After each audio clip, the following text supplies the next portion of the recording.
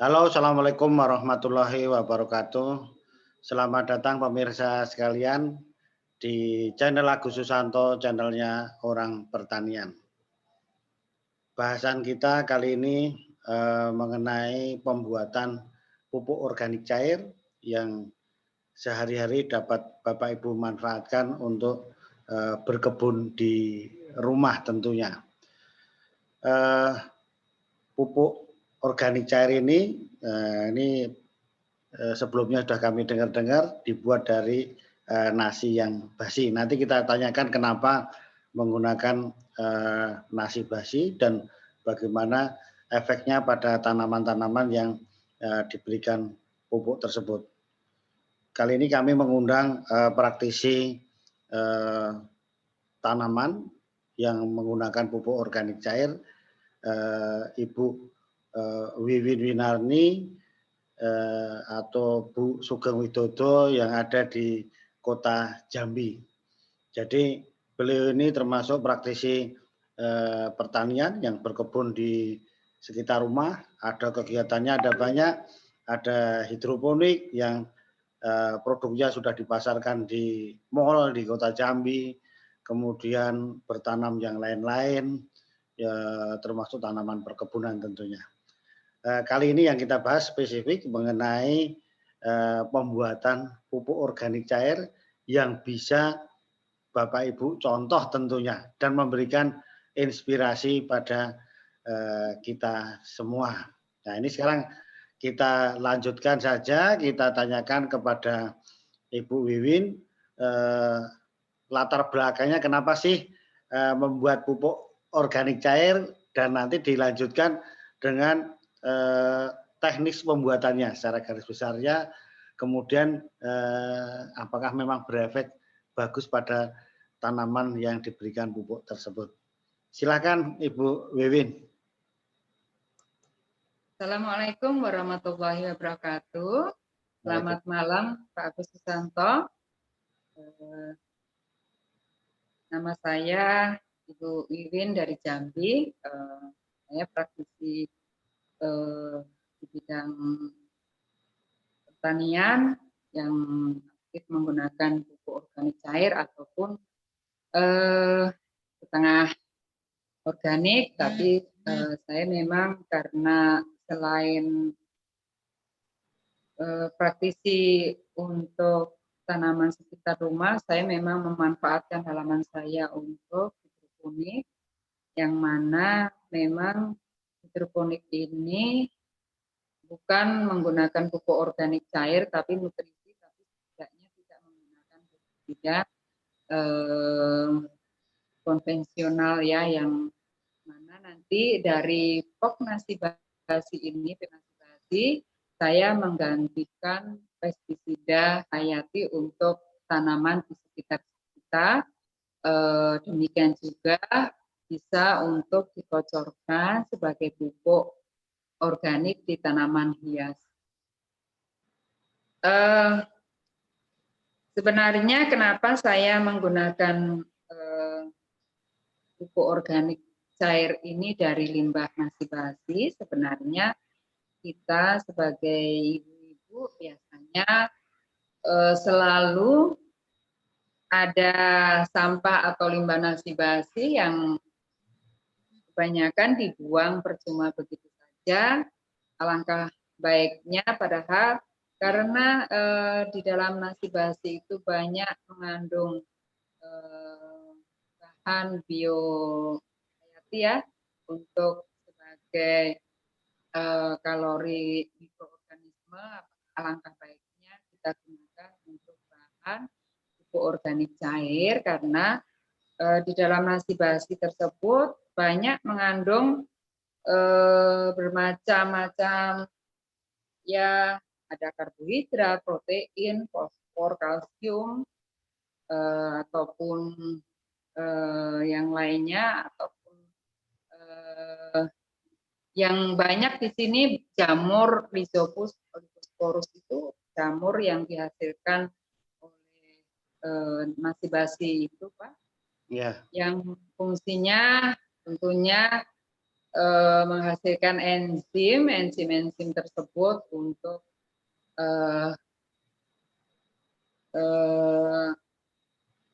membantu mikroorganisme mengurai bahan-bahan organik yang dari karbohidrat untuk menyediakan kalori mikroorganismenya, dari protein dia mengubah protein menjadi semacam sumber nitrogennya gitu dan sebagainya, Pak. Kan Jadi ada apanya itu kan, Bu? Ada apanya kan? Sumber karbon, karbohidrat, ya kan? Nanti iya, diolah gula. Gula kan digunakan untuk energi tanaman maupun itu tadi iya. mikroorganisme. Ada lagi apanya kan protein, ada lagi vitamin B, ya kan B1. Pokoknya nasinya lengkap lah itu kan. Termasuk tadi kan jamur itu tadi yang tumbuh di situ kan, Bu.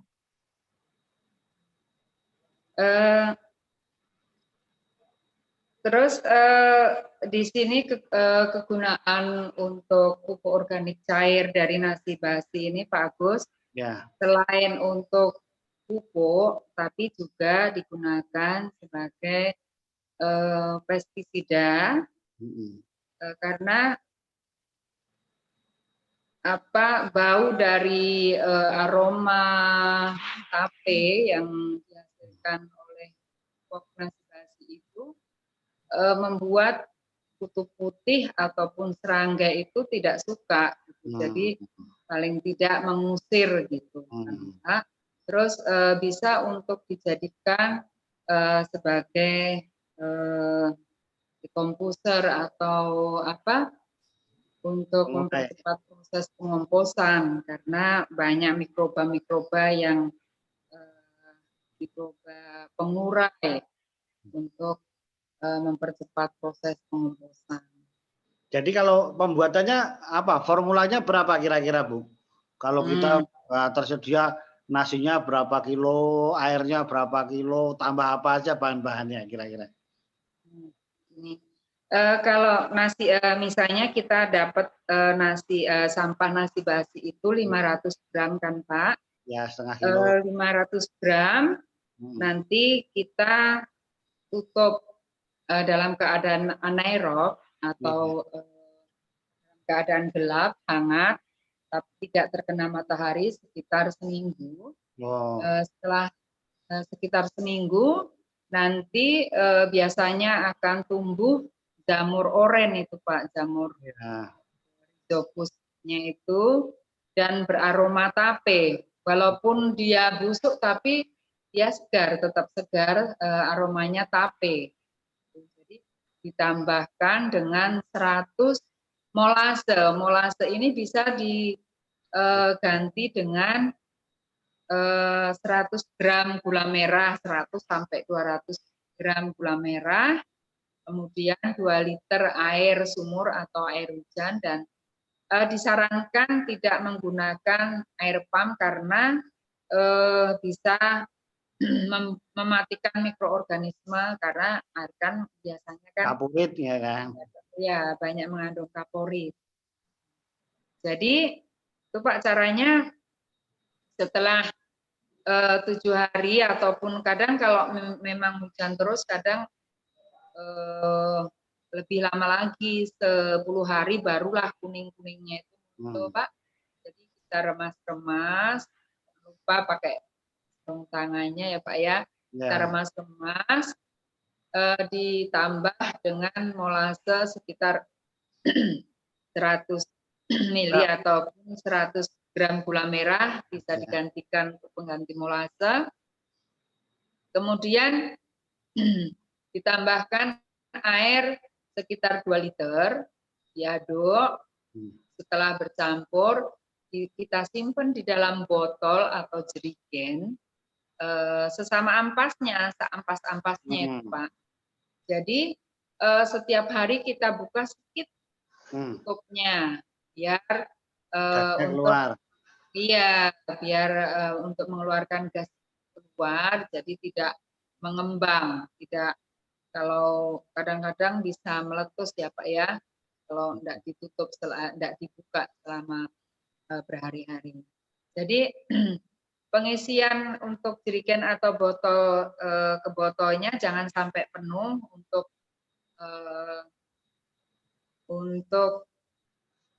memberi ruang udara supaya nanti gasnya itu tidak mendesak botolnya, dan disarankan jangan pakai botol kaca, nanti mungkin bisa pecah Pak. Ya. Botol plastik aja lah atau jerigen bekas. Jadi setelah sekitar 2 minggu atau lebih bagusnya lagi sekitar 1 bulan proses fermentasi itu kan sudah selesai Pak. Barulah diaplikasikan ke tanaman. Untuk pupuk yang dikocorkan perbandingannya 1:10. Misalnya 1 gelas aqua ditambahkan dengan 10 gelas aqua. Setelah itu dikocorkan ke tanah, ke pot atau ke tanaman hias kita. Kalau untuk yang disemprotkan itu saya memang cairkan lebih cair lagi. Ya, disemprotkan ke stomata daun Pak. Jangan kalau ragu dengan tanaman kita, tanaman aglonema dan sebagainya, jangan kena depannya Pak. Memang kadang kalau kena depannya mukanya dia jadi hitam. Jadi lebih baik kalau untuk tanaman aglonema, tanaman hias kita lebih baik dikocorkan. Tapi kalau untuk pestisida sayuran kita memang misalnya kalau ada cabai yang keriting yang ada kuku putihnya itu kita semprotkan tapi dari stomata dari bawah. Ya.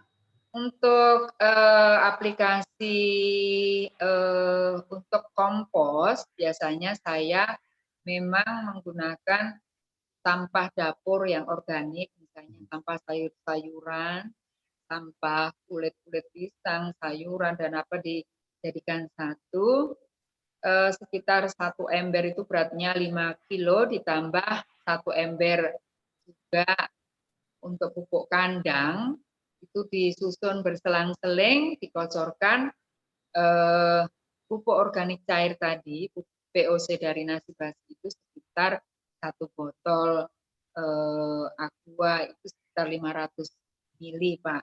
Itu. Ya, ya. Jadi di situ ditutup dan airnya dialirkan, dikasih aliran di bawah, ada keran dikeluarkan untuk airnya, dan nanti proses komposnya itu sekitar 3 bulan baru bisa terurai bagus Pak. Jadi untuk bisa dijadikan media tanam untuk campuran media tanam kita. Terus pengalaman pribadi Pak, kalau untuk menggunakan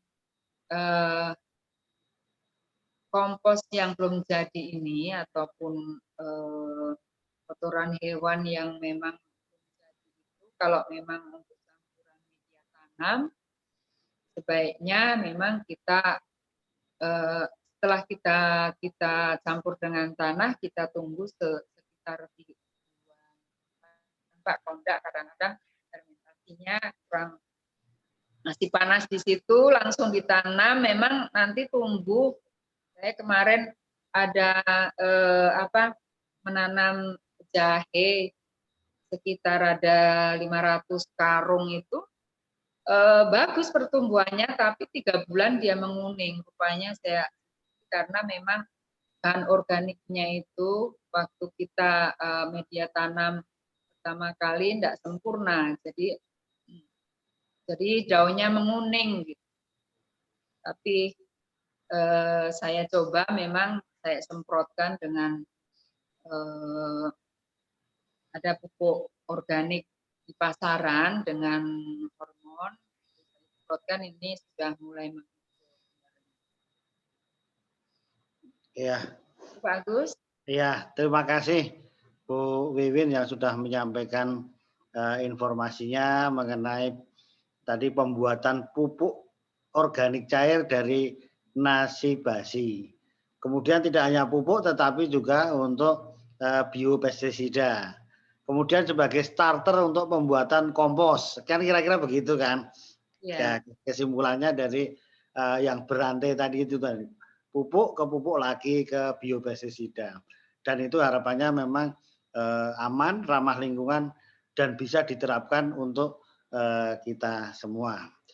Jadi terima kasih Bu Wiwin, nanti kalau ada pertanyaan di channel saya, biasanya nanti saya sampaikan ke narasumbernya supaya bisa dijawab dan diaplikasikan oleh para petani Indonesia, kemudian ibu-ibu yang ada di rumah, yang di masa pandemi ini tentunya hobi berkebun, kira-kira itu. Tapi berkebunnya yang berkualitas. Oke, terima kasih. Mudah-mudahan bermanfaat bagi kita semua. Assalamualaikum warahmatullahi wabarakatuh. Waalaikumsalam.